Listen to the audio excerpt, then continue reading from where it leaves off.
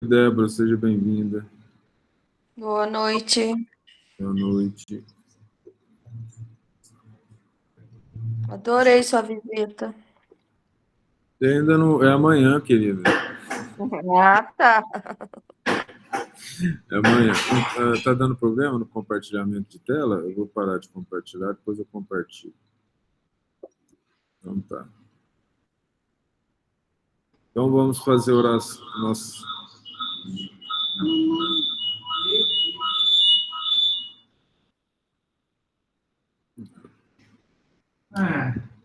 Vamos fazer a oração inicial. Matheus, você pode fazer para a gente? Posso. Obrigado.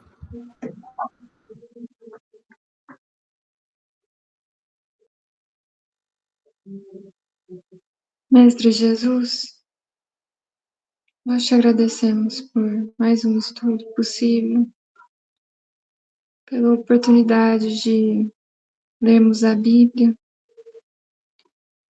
adicionando os conceitos espíritas que engrandecem, trazem mais luz, a mensagem que o Senhor deixou para nós. Nós agradecemos pelas bênçãos de todos os dias, pela oportunidade do trabalho bendito, pela oportunidade de crescermos espiritualmente aqui nessa encarnação e de reparar os nossos erros cometidos com os nossos defeitos que ainda temos que lutar. Nós agradecemos e nós pedimos que a nossa força nesse estudo seja maior, para que a gente escute os seus ensinamentos, para que eles entrem na nossa mente, no nosso coração, a fim de que a cada dia nós estejamos melhores na transformação que escolhemos fazer. Muito obrigada por tantas bênçãos, Pai. Que assim seja. Que assim seja, Senhor. Obrigado, Matheus, pela oração. Vamos compartilhar o nosso capítulo 26. Capítulo 6. Obrigado, Maria Clara. Capítulo 6 do Evangelho de Lucas. E agora ainda vou compartilhar. Vou compartilhar agora. O Manuel está preocupado que não estava mostrando. Agora todos estão vendo? É? Sim. Tá. Então veja. Nós paramos no versículo 29 do Evangelho de Lucas. Vamos relembrar uma coisa. Lucas não viveu a época de Jesus. Ele foi contratado para fazer uma pesquisa por um homem rico que queria conhecer a vida de Jesus, e ele foi até os locais onde Jesus passou. Ele foi conhecer a história de Isabel, que foi prima de Maria, do nascimento de João Batista, né? Ele andou em Nazaré, conversou com as pessoas que conheceram Jesus. Ele era um poeta e também na época, o que chamava de curandeiro, né? Então, por isso que fala que Lucas era o evangelista médico e poeta. Ele não viveu a época de Jesus, mas ele foi um historiador da vida de nosso Senhor Jesus Cristo. O evangelho dele foi um dos escolhidos pela igreja para ser um dos 4 evangelhos, e o de João, de Marcos e de Mateus. E o outro livro, formando o Pentateuco do Novo Testamento, é o chamado Apocalipse de João, mas não do João Batista, o João Evangelista. Então, nesse momento, esse capítulo 6, ele equivale em conteúdo ao capítulo 5 de Mateus, que é sobre as bem-aventuranças que nós fizemos aqui em cima, em que Jesus estava falando dos bem-aventurados. E aí, o chamado Sermão do Monte, em Mateus, ele se refere a 3 capítulos, os 5, 6 e o 7. Quando termina o capítulo 7, Mateus narra, e ele desceu do monte. E aqui ele continua falando e fazendo os ensinamentos idênticos a esses 3 capítulos de Mateus. E são idênticos mesmo, né? Em relação ao que ele fala. E aí, depois que ele fala sobre as bem-aventuranças, ele vai falar, e nós tivemos um tempo para falar sobre isso, né? Mas vós que ouvis isso, digo, quem são os vós?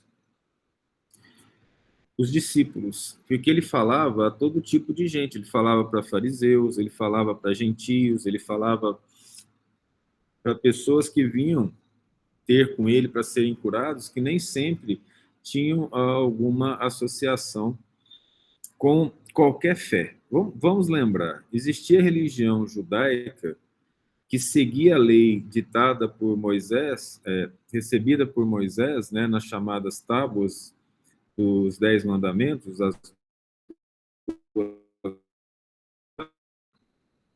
que fundou a religião do Deus. O resto do mundo era politeísta, eles acreditavam em deuses. Quem morava ali perto dos judeus eram os babilônios, que tinham como deuses, por exemplo, Baal, que era um dos deuses, né? Outros deuses, filho, quais são? Você lembra? Fala aí.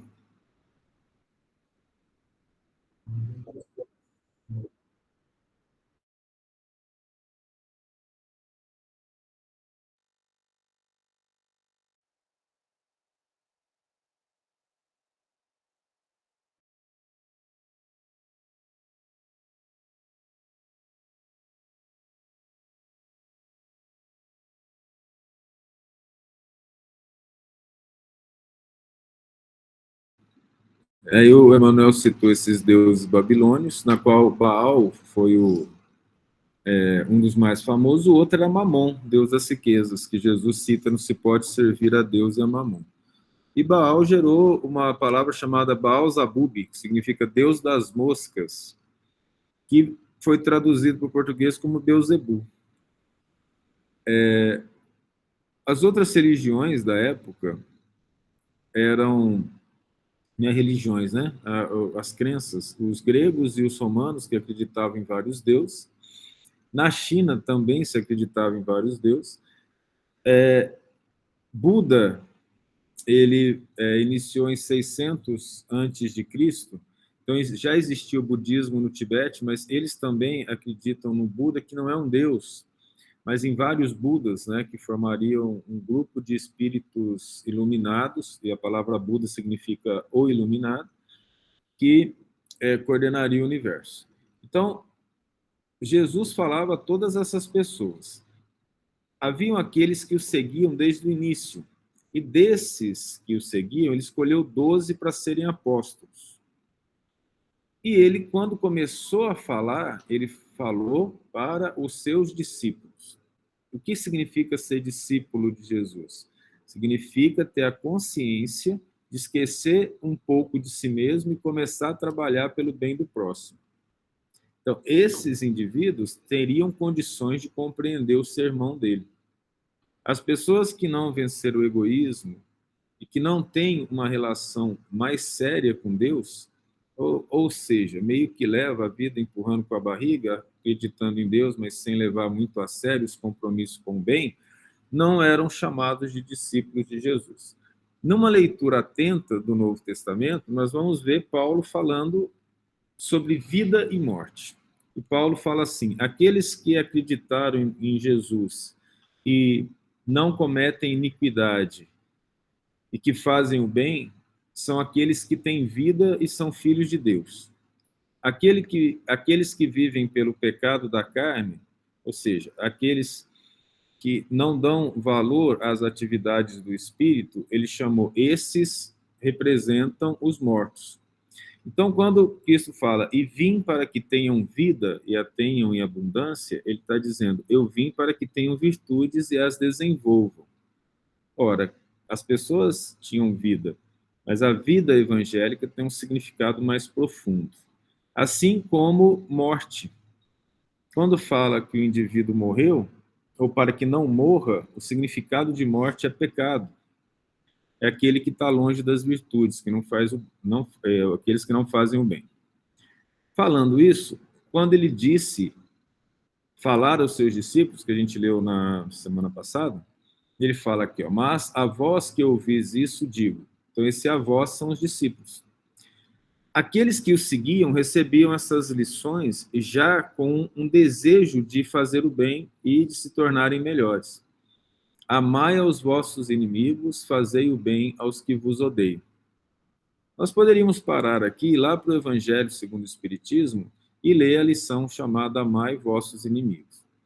Nessa lição, Allan Kardec explica, e os espíritos do bem também explicam, que amar os inimigos significa não desejar mal a eles. Significa orar por eles. Significa, tanto quanto possível, ajudá-los, mas não significa concordar com eles. Nós não podemos, por exemplo, ter como inimigos da sociedade as pessoas que vivem fazendo mal em termos de roubos ou assassínios, não colocá-las sobre o jugo da justiça. Porque se assim fosse, eles estariam livres com a liberdade de fazer o mal à vontade. Então, se o inimigo da sociedade não for retaliado ou reeducado, ele vai fazer mais mal. Se o nosso inimigo nos faz mal, é preciso que mantenhamos uma distância. Se o nosso inimigo não quer o nosso bem, nós precisamos nos manter a uma distância. Mas não necessariamente todo inimigo nosso é má pessoa. Eu posso não gostar de uma pessoa, mas ela pode ser um bom pai, uma boa mãe, um bom filho, uma pessoa boa na sociedade. Mas se há inimizade, por um motivo qualquer, mas cabe ao cristão não desenvolvê-la, ele fala, é preciso amá-los. Só que ele não explicaria, devido à própria didática da época dele, assim, olha, ama, mas tome cuidado. Ele precisava passar uma informação geral, dando a nós a capacidade da interpretação. E ele continua dizendo assim, bendizei os que vos maldizem, e orai pelos que vos caluniam. O que ele está dizendo? Tem como a gente passar nessa vida sem ser caluniado? Nessa terra, com as pessoas que vivem? Falar mal dos outros é quase uma regra social nesse país que a gente vive. Ninguém está preocupado em falando mal de alguém, investigar a verdade que está por trás das coisas. A gente fala mal à vontade, o que é uma certa irresponsabilidade. Mas ele fala, bendizei o que vos maldizem, ou seja, tende piedade daquele que não faz o bem. De novo, ele está falando para os discípulos. Se nós formos comentar o ato mal de uma pessoa que não é discípula do Cristo, obviamente que eu não posso deixar de ver o mal, senão o mundo vai estar na mão das pessoas ruins. É preciso lutar pelo bem. Mas ele está falando para os discípulos, vocês que já fazem a minha vontade, quando mal falarem de vocês, orai por eles. Ele não está falando para qualquer pessoa. Então, por exemplo, ele não está falando aqui para uma pessoa de má vida, bendizei o que vos maldizem. Serve para eles também, mas eles serem malditos, olha que interessante a palavra, faz parte do processo, porque ele não faz o bem. Mas aqui ele está falando para aqueles que já têm uma certa responsabilidade moral, que optaram por seguir os ensinamentos do Cristo. Eu volto agora, não preciso voltar lá em Mateus, mas nesse momento, Jesus continua na narração de Mateus, para que tendes, ou que seja grande o vosso galardão nos céus. Porque de que adianta cumprimentar os que vos cumprimentam? De que adianta você fazer bem a quem também te faz bem? E ele diz assim, mais ou menos, né? Os maus também fazem isso. Então, ele está dizendo, a vantagem é você fazer bem a quem não te faz bem. Isso significa amar profundamente e seguir a vontade de Deus. E aí ele continua. que foi onde a gente parou. Ao que ferir uma face, oferece também a outra. Então, a gente para aqui um pouquinho. Quer dizer, então, que eu tenho que apanhar 2 vezes? Como é que seria a criança cristã? Mamãe bateu numa nádega, se oferece a outra? Será que é essa a interpretação que foi dada? Não. A interpretação é da humildade e também da inteligência. Se lhe baterem com a calúnia, ele ensinou aqui, ó. Bendiga. Bendizei o que vos maldizem. É isso. Se alguém vem e te oferece um tapa da inimizade, você faça bem a eles. Se vem alguém e te maltrata com a vaidade, você oferece a simplicidade. E se alguém te maltrata com orgulho, você oferece a humildade.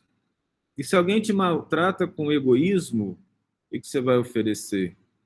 O contrário do egoísmo é o amor e desprendimento, é o amor ao próximo. Você oferece amor. Então, o que o Cristo está dizendo é assim, independente do que te aconteça, ame. Mas isso já está escrito. Ama a Deus sobre todas as coisas e o próximo como a ti mesmo. Ou de uma maneira até mais bonita, amai-vos uns aos outros assim como eu vos amei, através do exemplo dele.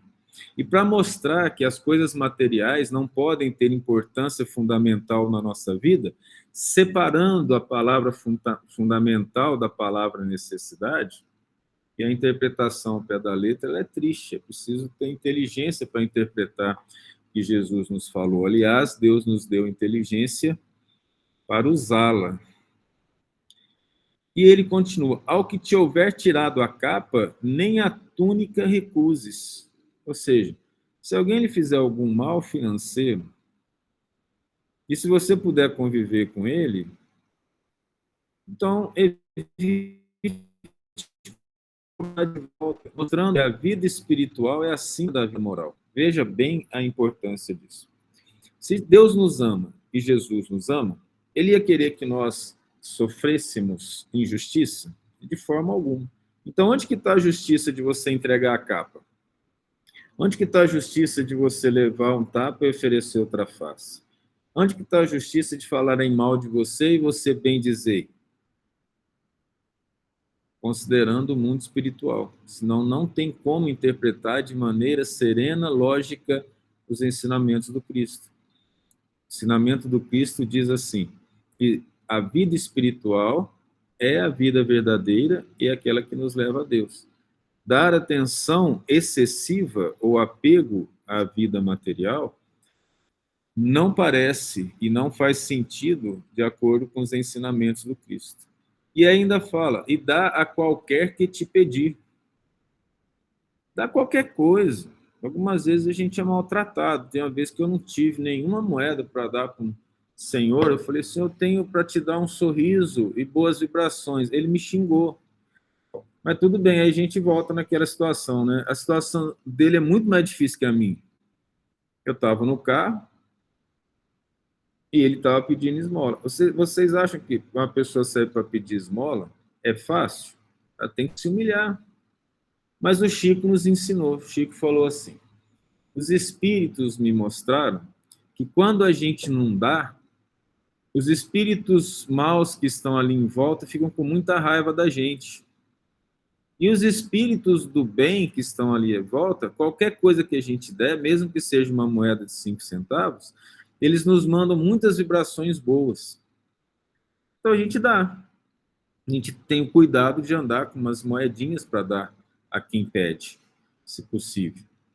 Mas eu vou comprar um chiclete, uma bala, e está mais caro que o normal. É sim, a gente sabe o que está por trás. Mas nós vamos deixar de ajudar só porque o indivíduo está fazendo coisa errada e a gente não faz nada de errado, não. Então, olha só, Jesus aqui ele não coloca condições, ele fala, dá a qualquer que te pedir. Mas ele não falou o quê? Junto à moedinha, se for possível, ou até um pão que você esteja carregando do lado, ou um saco, na sacola, um saco de feijão, de arroz, o que seja, dá com amor. Coloque aquela coisa material, boa vontade.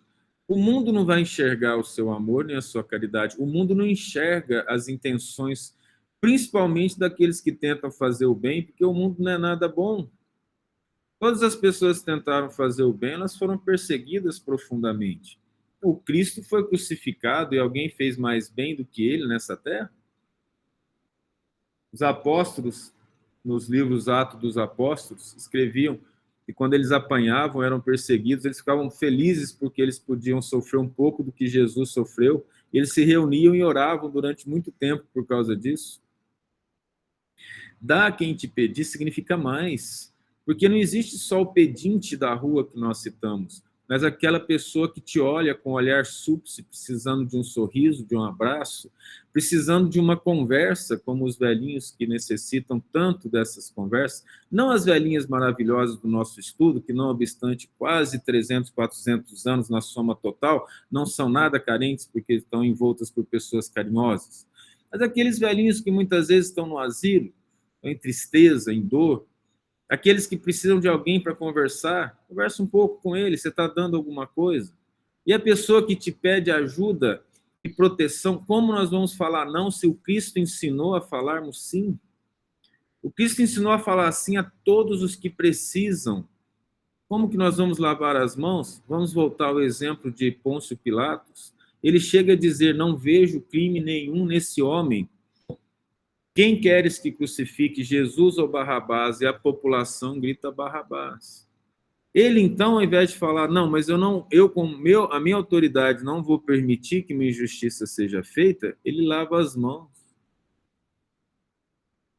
Essa é uma decisão que nós temos que tomar todo dia. Ou nós vamos fazer o bem mesmo sendo crucificados como Cristo ensinou, ou nós vamos lavar as mãos para que a sociedade nos perdoe? A quem nós devemos o julgamento dos nossos atos? À sociedade ou ao nosso Senhor Jesus Cristo? Ou a Deus, nosso Pai, que nos deu a vida e para quem nós devemos ir e trilhar o caminho para reencontrá-lo? E ao que tomar o que é teu, não lhe o tornes a pedir. Ou seja, mesmo que te roubar, não pega de volta. Deixa. A pessoa roubou. E muitas vezes nós vemos alguma pessoa com uma certa necessidade, que come alguma coisa na casa da gente, a gente já fica bravo, chateado, chamando a atenção da pessoa ou comentando de forma maledicente. Eu falo isso que eu já falei para vocês, né? Vocês não conhecem minha mãe, então tá bom, alguns não conhecem. Eu posso falar, minha mãe foi criada de forma a esconder comida debaixo da cama quando chegava gente. Ué, mas isso não é seguir Jesus. Mas ela foi criada, ela era espírita até, foi criada na igreja católica, mas ouvir aquilo que é certo não impede a pessoa de fazer o que é errado. É preciso interiorizar. Quanto nós sabemos profundamente do Cristo? Quase nada, mas o amor a Deus e ao próximo já foi falado, isso nós sabemos. Então, se chega uma pessoa, qualquer que seja, não seria legal a gente oferecer um pouco, mesmo que não sobe para a gente? O contrário disso tem alguma coisa de errado. Não oferecer de si aquilo que você tem alguma coisa de errado, porque é meio que ser ingrato de uma análise profunda. Quem é, na verdade, que nos deu? Quem que nos criou? Se eu acredito em Deus de verdade, em seu poder completo, foi Ele que me deu minha profissão, meu salário, minha vida. É a Ele que eu devo tudo isso. Ora, e meus irmãos que são filhos dele? A não ser que eu ache que eu seja mais amado por Deus do que meus irmãos. E é isso que machuca, que fere o orgulhoso. Poder enxergar que somos todos iguais significa tratar todos de maneira igual. Quando eu citei esse negócio de comida em casa, é porque eu quis dizer da maneira mais simples. Não dá para a gente fechar o olho, muitas vezes, com uma pessoa necessitada, numa situação financeira pior do que a nossa, para que ela leve alguma coisa, mesmo escondida. Não seria até melhor que nós oferecêssemos para que ela não tenha que se humilhar? O quanto nós estamos ligados a Deus, apegado a coisas simples que não nos fazem falta? Algumas vezes a realidade é complicada. Como acreditar nas coisas do bem, é necessário estudar e analisar profundamente. Se eu dou daquilo que é supérfluo, eu não estou fazendo a caridade. É obrigação de um irmão para outro. É assim que Jesus ensinou. Dar o que nos faz falta seria dar o nosso tempo, esquecer o nosso cansaço, esquecer a nossa vaidade, a nossa prepotência de querer que as pessoas nos aceitem como nós somos, sendo que nós não aceitamos as pessoas como elas são. Eu já conheci muita gente, morei em república, fui casado. Você conhece cada coisa interessante. Eu conheci pessoas que elas acordavam mal-humoradas e queria que o mundo pedisse perdão para elas, ou as levantassem em relação ao humor que elas não estavam tendo, como se o resto fosse culpado dela não estar bem naquele momento. Olha que coisa interessante. Não é a pessoa que quer se adequar aos irmãos, ela quer que o mundo gire em torno dela. Não é assim que nós fazemos? Quando nós esquecemos de ajudar o próximo, ou paramos de pensar nele para pensarmos só em nós, não é egoísmo? Então, olha o que Jesus ensinou aqui. E como vós quereis que os homens vos façam, da mesma maneira fazei-lhes vós também.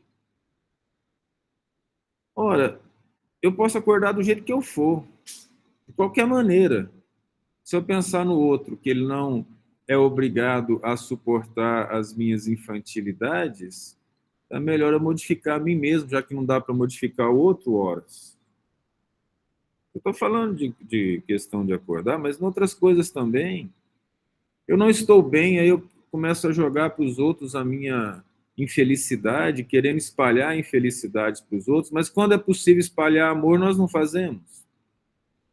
Nós não podemos, por exemplo, sair, encontrar as pessoas e animá-las com um sorriso, com carinho. Nós não podemos educar a nós mesmos e aos outros com uma sinceridade íntima, uma dedicação fortíssima ao bem. Nós vamos errar ainda bastante, mas só de nos ligarmos ao bem, nós nos ligamos ao coração amoroso de nosso Senhor Jesus Cristo. Fios invisíveis nos unem a Ele. E esses fios invisíveis que nos unem a Ele são os fios que nos fortalecem em fazermos o bem e esquecermos um pouco de nós mesmos. Jesus mostrou desinteresse até pela própria vida, se entregando para morrer.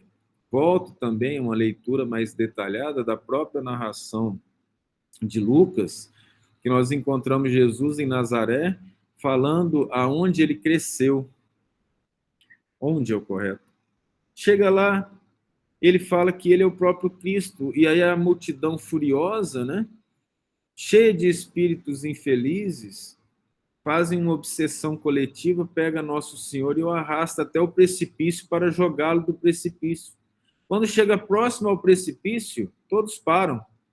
Jesus utiliza um poder que ele o faz humildemente, para a multidão e passa no meio delas. O evangelista escreve: porque não era a sua hora. Isso nos faz pensar que ele se deixou crucificar no momento correto para mostrar o desinteresse da vida material em detrimento do interesse que nos coloca em situações de dificuldade imensa por colocarmos a nossa mente voltada para as coisas materiais. Aí logo vem a desencarnação, ou por velhice, ou por qualquer acidente ou doença. E aí o dinheiro amontoado, o esforço feito para ter os bens materiais, não são levados no caixão. O pessoal ainda brinca que caixão não tem gaveta para levar dinheiro, mas se tivesse gaveta, o dinheiro ficaria do mesmo jeito. Os bens vão ficar para que as pessoas usem. Espíritos desencarnados, apegados ao dinheiro, entram em desespero quando vem a família dilapidando os bens que ele deixou, sofrendo junto por não ter ensinado amor e bondade àqueles que necessitam. O que nós vamos levar daqui, senão o nosso desenvolvimento intelectual e moral? Por isso que esse momento dessa leitura do Sermão da Montanha é tão importante, porque ele nos convida a repensarmos a nossa vida. O que é mais importante, o corpo ou o espírito? O que vai chegar a Deus, o corpo ou o espírito? Obrigado por responder. Maria Clara falou espírito. E se fosse o corpo, Maria Clara, como é que ia ser a minha situação? Ia precisar de uma asa para ir para o céu. Você acha que tem asa que aguenta me levantar para o céu com essa gordura toda? Não? Então veja que situação interessante. É o espírito que é mais importante. Nós temos consciência disso, então vamos ser um pouco coerentes e trabalhar por ele. O famoso advogado indiano que estudou na Inglaterra, Mahatma Gandhi, disse que se todos os livros da humanidade fossem perdidos e sobrasse somente os 3 capítulos do Sermão da Montanha, já seria suficiente para a humanidade ser feliz. E ele era budista. Para nós entendermos a importância disso que nós estamos lendo, porque ele compreendia a necessidade do altruísmo, de nos dedicarmos às pessoas, inclusive aqueles que estão do nosso lado. Se nós amássemos ao próximo, não haveria tantas brigas nos relacionamentos. Se nós não fizéssemos força para que a nossa vontade fosse feita em detrimento dos outros, não teríamos tantos problemas de brigas entre irmãos ou em família. Se nós entendêssemos a necessidade de amar de verdade sem os nossos caprichos inferiores, não haveriam violências domésticas. E aqui, voltando àquilo que nós havíamos falado, porque se amardes os que vos amam, que recompensa tereis? Todo mundo faz isso. Porque também os pecadores amam os que os amam. Então ele pede algo a mais. Ele está pedindo para os discípulos. Para vocês que estão compreendendo o reino de Deus que eu estou trazendo, então amem os inimigos. E se fizerdes o bem aos que vos fazem bem, que recompensa tereis? Porque também os pecadores fazem o mesmo. O que Jesus nos pede é um sacrifício a mais. É amarmos todos como filhos de Deus. Para nós espíritas, isso é mais simples. Porque para nós espíritas, nós sabemos que Deus não criou anjos e demônios. E que Deus, sendo infinitamente justo e bom, todos nós saímos dele em igualdade. Dessa forma, até aquele que é mau, hoje, um dia vai se tornar um anjo através das oportunidades que Deus nos dá através da reencarnação. A reencarnação, como diz Lázaro, levanta a lápide dos túmulos vazios, resgatando o patrimônio intelectual do espírito. Essa palavra do alfabeto divino representa o amor de Deus para nós. Temos quantas oportunidades forem necessárias para chegarmos até Ele. Isso significa respeito ao livre-arbítrio do Filho de Deus, e significa também, quanto mais tempo permanecermos no mal, mais tempo ficaremos longe dele. E Deus, e aí vem uma situação difícil para alguns entenderem, criou todos os seus filhos, sem exceção, para serem felizes, até os nossos inimigos, que são nossos irmãos, mas que momentaneamente, devido à situação de inferioridade moral da Terra, nós nos permitimos ter inimigos, ou as pessoas se permitem nos ter como inimigos. E se emprestardes àqueles de quem esperais tornar a receber, que recompensa tereis? Porque também os pecadores emprestam aos pecadores para tornarem a receber outro tanto. Olha a profundidade disso. Se vocês se fecharem em grupos homogêneos, esquecendo os que precisam, vão fazer o mal num ciclo egoísta. E nesse ciclo egoísta, não tem como Deus estar presente. A oração pode ser a mais bela de todas, com as mais belas palavras, que enquanto não se faz o bem, não se chega a Deus.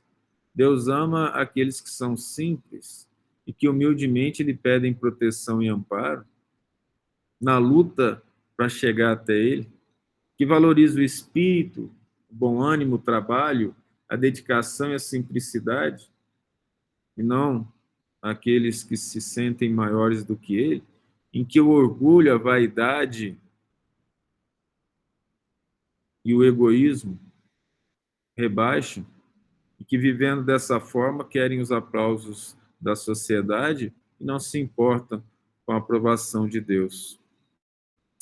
Ele então vai rematando: amai, pois, os vossos inimigos e fazei o bem, e emprestais sem nada esperardes, e será grande o vosso galardão, e sereis filhos do Altíssimo, porque ele é benigno até para com os ingratos e maus. Todos os ingratos e maus vão ter oportunidade de reencarnar e serem bons depois. Veja a profundidade disso. Isso aqui tem que transformar a nossa vida. Nós temos que repensar o que nós somos, nós temos que direcionar o nosso caminho para encontrar Deus. Se continuarmos a ler, veremos mais na frente que essas coisas são repetidas de outra forma. Jesus conta parábolas dizendo que um homem teve uma plantação que deu muito mais do que esperado, e ele falou: então eu vou derrubar os meus celeiros e construir outros maiores, porque nos celeiros que ele tinha não cabia o produto da plantação dele. E aí Jesus, nessa parábola, diz assim: que pobre homem, porque essa noite Deus virá buscar a tua alma. E o que vai fazer dos grãos que você vai guardar? Quem é que pode dizer que amanhã estará vivo? É claro que nós temos uma certa probabilidade de certeza, mas a quem pertence a vida? A nós? Nós não temos noção de nada. Nós temos um cérebro tão complexo que o nosso próprio cérebro não consegue entender o cérebro que nós usamos para pensar. E aí nós ainda achamos que nem pedimos para nascer, ou que o acaso foi capaz de fazer alguma coisa. Isso é ser ingrato. Deus é benigno para aqueles que fazem mal hoje. Ele permite assim, para que o mal corrija o próprio mal. Porque Deus não vai colocar um anjo para cuidar das pessoas que lhe estão distantes, fazendo mal constantemente. É um desperdício de inteligência. É preciso que o mal aprenda com o mal, através de sofrimento. Mas no momento em que nós optamos por segui-lo, nós aprenderemos a fugir dessas situações difíceis, porque a vida exterior pode estar mais triste que for, mas a vida íntima, cheia de alegria, aí sim é uma comunhão com Deus. Alguém quer falar alguma coisa?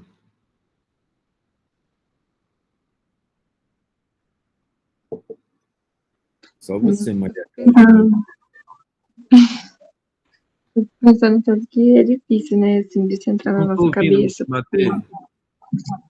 Será que se eu falar mais alto, você escuta agora? Ajuda, por favor. Melhor. Eu fico pensando o quanto que é difícil isso, assim, para entrar na nossa cabeça de fato, né, porque às vezes acontece, tipo, você fica sabendo que alguém falou de você, ou então alguém te respondeu de mau jeito, e assim, a nossa primeira reação é de devolver, né, na mesma moeda, assim. A gente tem que pensar e falar: "Não, não é isso", né, e assim, e depois a gente fica mó triste, né, por ter feito isso e tal.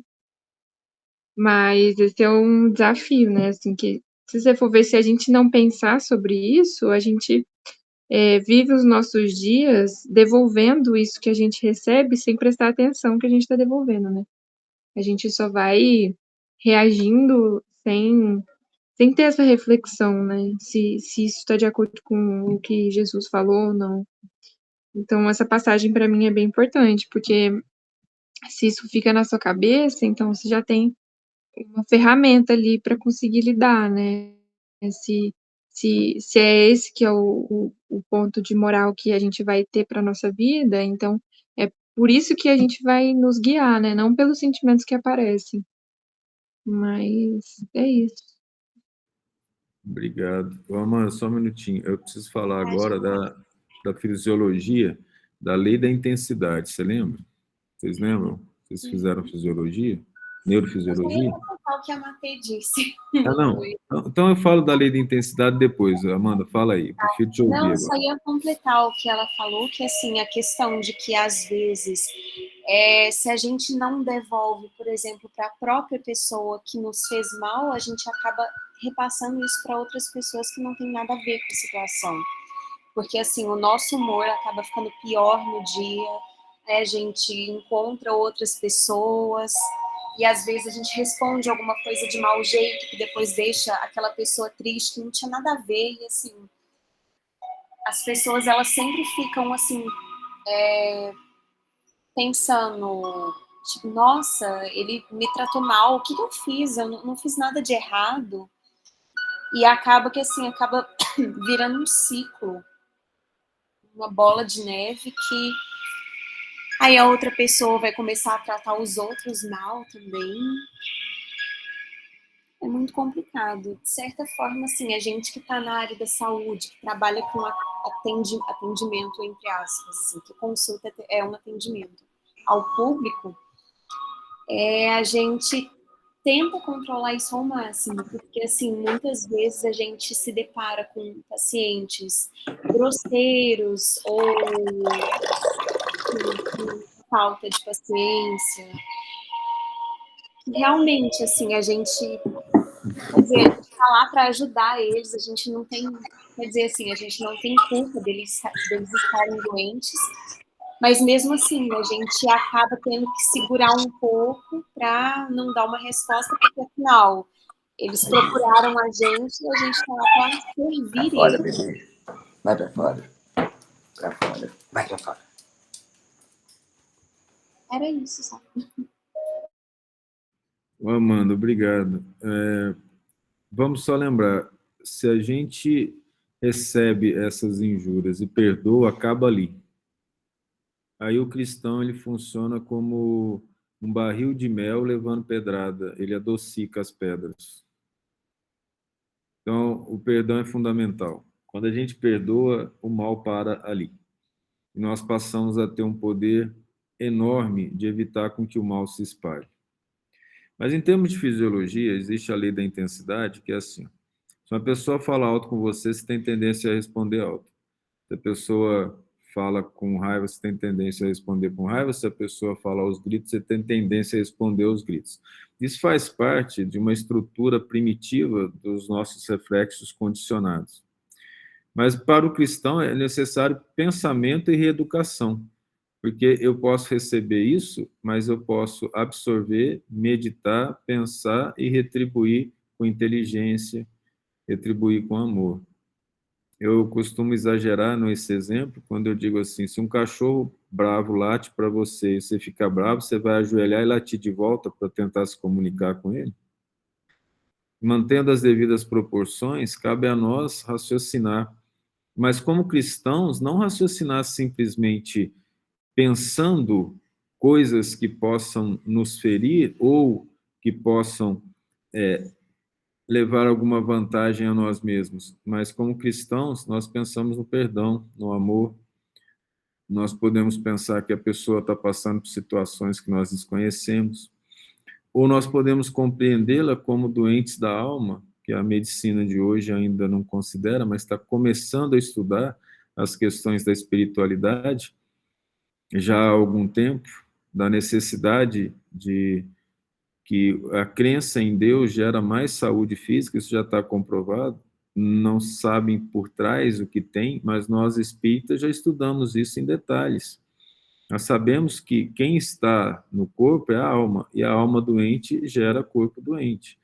Claro que existem situações diferentes devido aos processos reencarnatórios, em que nós devemos resgatar o mal que nós fizemos a outrem, assim como Cristo disse: quem com a espada fere, com a espada será ferido. Quando Pedro Lá no Jardim das Oliveiras, desembaía a espada e corta a orelha do sobrinho do sumo sacerdote, e o Cristo faz o milagre de devolver a orelha intacta. Esse sobrinho já deveria, pelo próprio exemplo que lhe foi dado, cair de joelhos, né? Entender o poder de Jesus. Mas as pessoas são cegas ao bem quando elas não querem fazer o bem. Nessa situação que a gente está falando, muitas vezes nós vemos as pessoas fazerem mal uma vida toda e desencarnar sem que fosse pago, resgatado aquilo que ela fez de mal aos outros. É porque não tem só uma vida. A justiça de Deus não está obrigada a seguir os nossos raciocínios e pensamentos. O esquecimento da vida passada é uma necessidade. Tantas vezes a gente quer esquecer algumas coisas dessa própria vida para recomeçar, sem que a lembrança da tristeza do passado machuque os nossos corações. Então, imagina numa vida passada, num planeta ainda mais primitivo, que é o nosso, há alguns anos atrás, e nós, se hoje não lembramos muito bem de Deus, imaginem se nós lembrávamos antes. Mais uma pausa para possíveis comentários. Exemplos? Sim. Você falou no começo sobre bater, mas tipo, pode bater nas crianças? Não deve. É que eu fiz a brincadeira, quando lhe bater numa face, mostrar outra. Se possível, educar sem violência é o melhor que nós podemos fazer. Mas algumas vezes existem pessoas muito difíceis que não é o bater por raiva, mas um tapa na mão quando a menina, por exemplo, a criança vai colocar o dedo na tomada, talvez seja a única solução possível para que ela não tome um choque, para você chegar rápido e tirar a criança, entende? É um pouco violento. Mas mostrar que está errado, algumas vezes, por exemplo, com um tapinha na mão, um tapinha no bumbum, sem exagero, serve para a criança como uma lição muito profunda. No entanto, toda vez que passa disso, é porque o pai ou a mãe estão um pouco mais doentes em termos emocionais e acaba utilizando os filhos para poder jorrar sobre eles as emoções inferiores. Ora, se amar o próximo é fundamental, amar o filho deve ser mais importante ainda, não é? Entendeu? Vocês entenderam a pergunta dela? Sim, perfeito. Sim, eu falo realmente. Entendi. Se quando uma pessoa, por exemplo, bate num idoso ou bate num animalzinho de estimação, todo mundo acha um absurdo, por que bater numa criança seria certo? A violência física incomoda, mas a violência psicológica muitas vezes acontece durante uma vida inteira. Nós devemos entender e perdoar as pessoas de uma maneira geral, mas não significa que nós devemos aceitar o mal como sendo predominante na sociedade. É necessário tomar providência. Não só nós aprendemos com o Espiritismo e com nosso Senhor Jesus Cristo, que é a base da doutrina espírita, sobre a situação de lutarmos contra o mal, mas também de, nessa luta, não usarmos as mesmas armas do mal. Daí vem a outra face.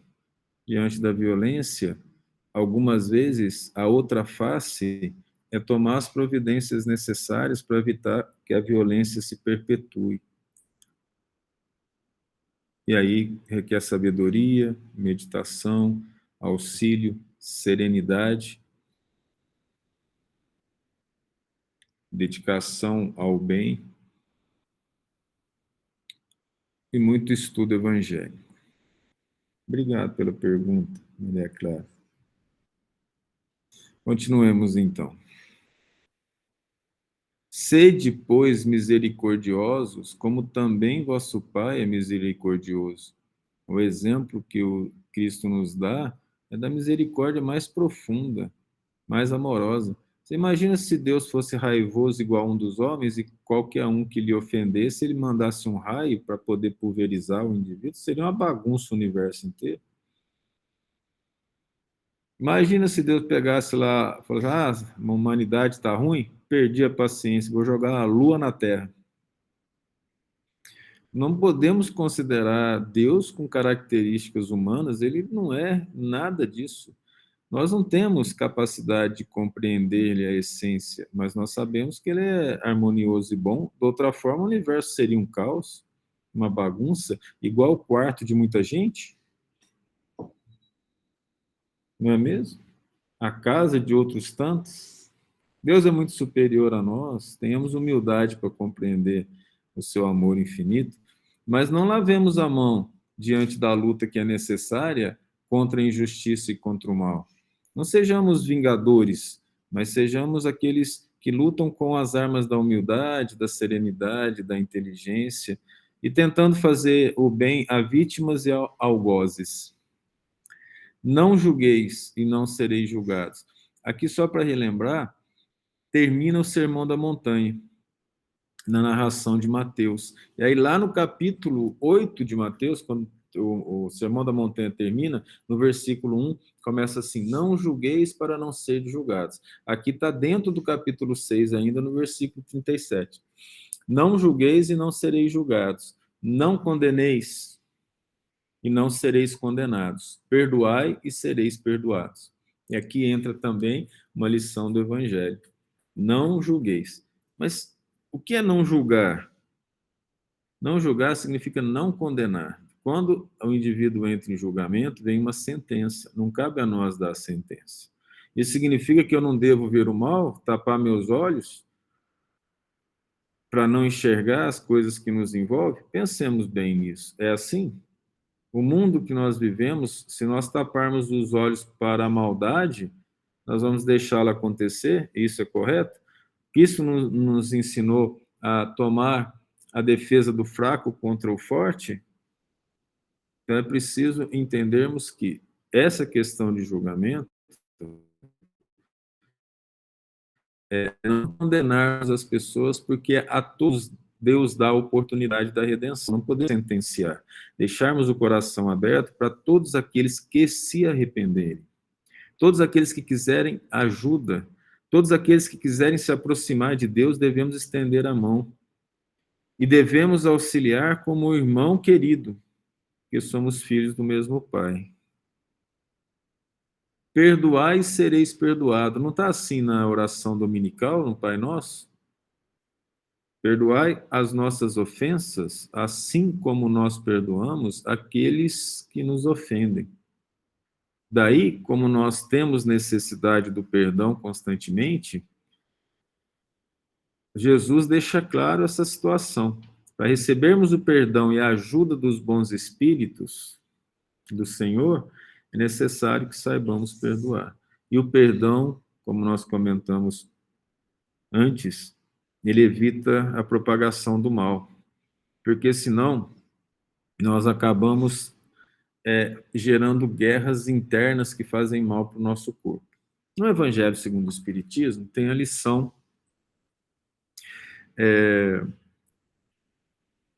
o duelo. Aí perguntaram para o Chico, querido. Eu tive a felicidade de vê-lo, né? Eu falo Chico, querido, mas falaram para o Chico, o Evangelho está ultrapassado, Chico, lá tem a lição do duelo, não existe duelo mais hoje. Aí o Chico fala, existe, meu irmão. Existem os duelos mentais.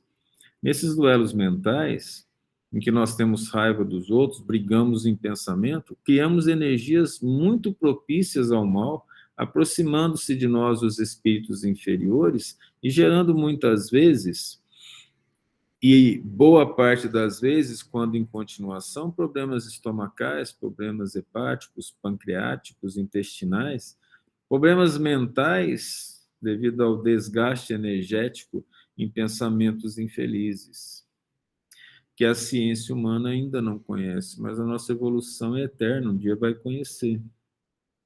E aí a ciência da cura será a ciência da alma. E o perdão está em primeiro lugar para a saúde do indivíduo. Perdoar tudo aquilo que nos foi feito de errado, porque Deus jamais permitiria uma injustiça. Veja a extensão do perdão.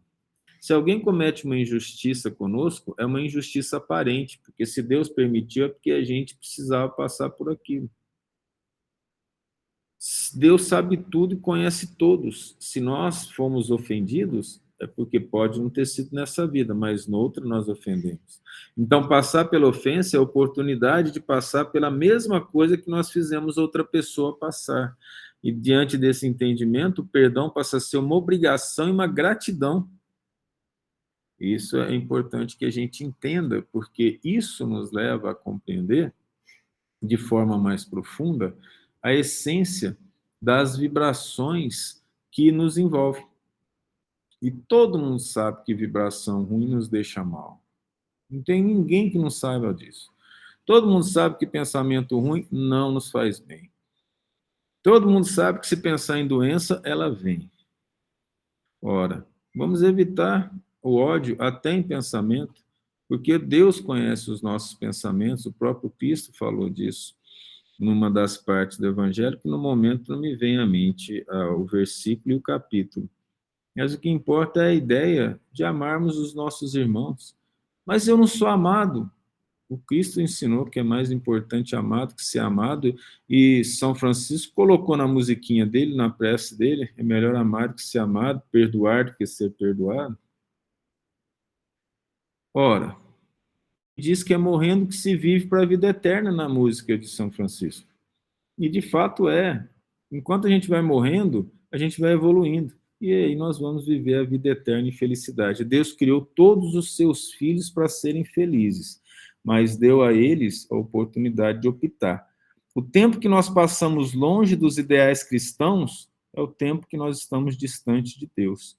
Cristo veio trazer a vontade de Deus, o caminho da felicidade, só que ele não é mágico, ele não é sem sacrifício, ele não é sem trabalho, ele não é sem inteligência. É necessário usar toda a inteligência, toda a vontade para amar a Deus e para organizar a nossa vida em função de buscarmos a felicidade e a encontrarmos o mais cedo possível. Aí depende de nós encontrar a felicidade mais cedo. Uma oração feita com amor, ela já mostra dentro de nós variações de energia, de saúde espiritual. E a própria alegria de estar trabalhando com o nosso Senhor Jesus Cristo, ela já é suficiente para não precisarmos de Rivotril antes de dormirmos, não é mesmo?